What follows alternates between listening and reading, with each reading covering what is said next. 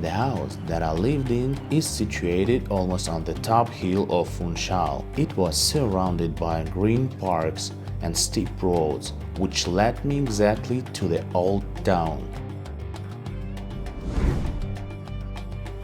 Funchal city at night is just outstanding. A sort of smaller and flatter version of Lisbon. There are stores, cafes and bars, wide sidewalks, fountains, and artistic illuminations. Local dress with characteristic Madeiran graceful chicness before they parade out in the evening across tight and cobbled boulevards. And do you know why many buildings are pink here? A color of that during a past era signified that the owner was wealthy.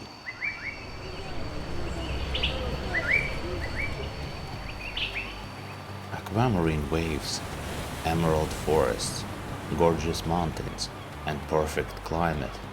Created 5 million years ago from volcanic explosions, the island remained uninhabited by humans until Portuguese navigators started visiting in 1419. This was during the country's era of exploration, when sea captains such as Henry the Navigator, Bartolomeu Dias, Vasco da Gama, and Ferdinand Magellan sailed the world.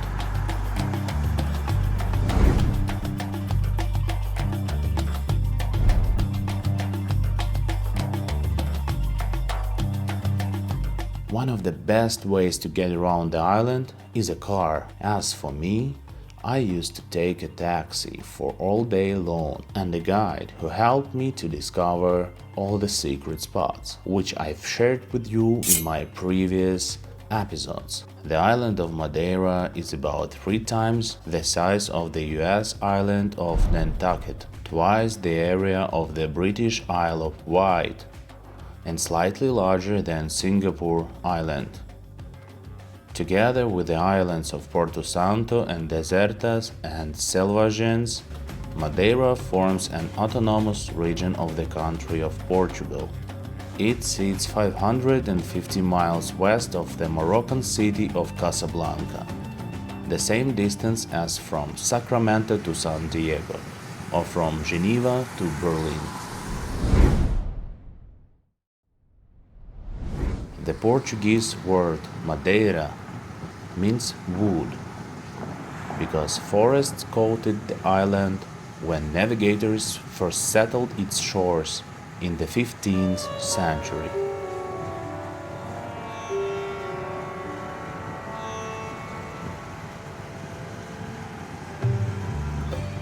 Safe, beautiful, and with a balmy climate, this mountainous island is a joy to visit.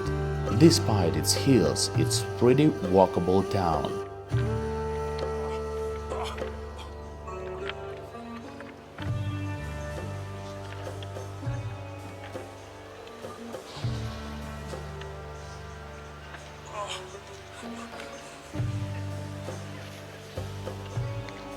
There are numerous routes connecting Madeira to major European cities. In many of these flights are operated by the low-cost airlines, so there can be bargains to be found if booked far enough in advance.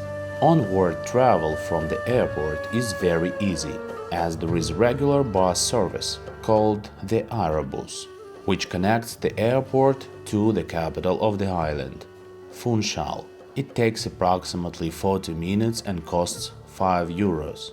For faster transfers, there are taxis or pre-booked transfers.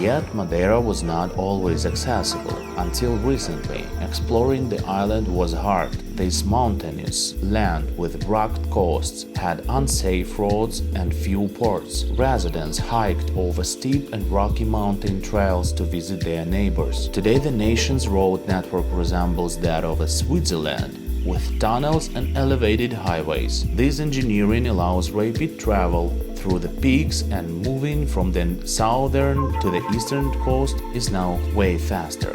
The two longest road tunnels are each over 2 miles long. From Funchal, you can drive up a steep road to almost 5,000 feet elevation to Cabo Geral viewpoint. You will definitely be amazed with the beauty of those cliffs and the ocean.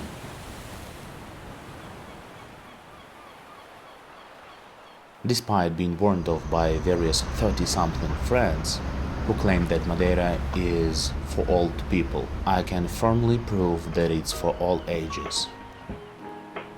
When COVID-19 shut down much of the planet, Madeirans strategically paused their island to embrace change. They targeted young professionals with less fear of travel and offered them to visit or reside. They showcased their airport as having strict but efficient protocols to provide protection from the spread of the virus. Madeira takes tourism seriously in order to boost its economy. Local lodging facilities, including apartments and rental rooms within countryside houses, are complemented by luxury hotels. For example, Savoy Signature owns 6 hotels on the island, including 3 in Funchal, within walking distance of each other via a food bridge. COVID-19 changed the targeted audience focus of this hotel group, which is now less inclined for retirees as much as for young digital nomads. This is because many younger IT professionals moved to Madeira during the height of the pandemic.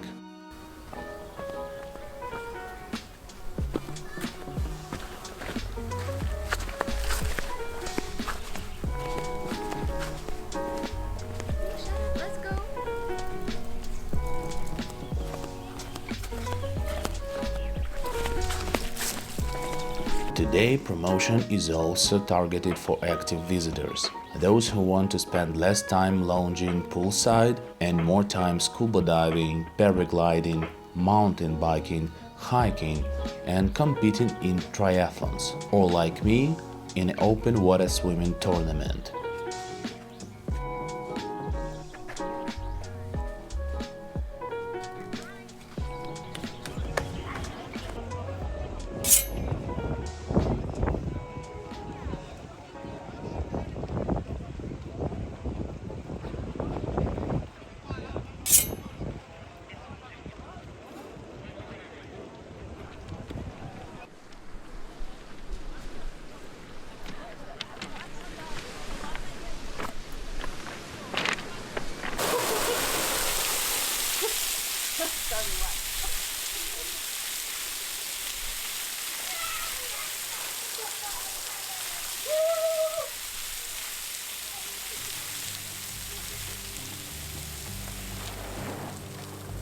Most visitors to Madeira are from the United Kingdom, Germany, and Scandinavia.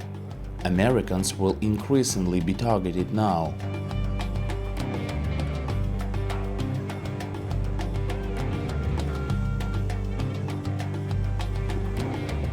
Moreover, all people who work within tourism industry speak English fluently and often a third European language. All restaurants' menus will have an English section, while all transportation use English as a second language. But nevertheless, the Portuguese always appreciate an effort to speak their language. This is why I have started to learn Portuguese.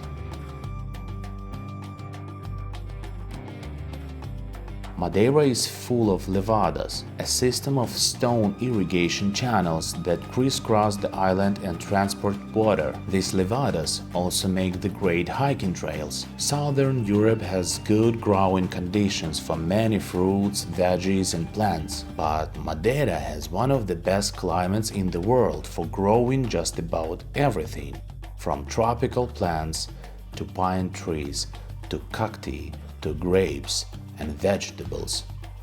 Locals say everything grows here, and they are not wrong, especially since the island of elevation varies more than 6,000 feet, creating a massive variety of growing climates and conditions. As a result, food is amazing, and nearly every fruit or vegetable you eat while visiting has likely been grown on the island. Have you chosen something? No.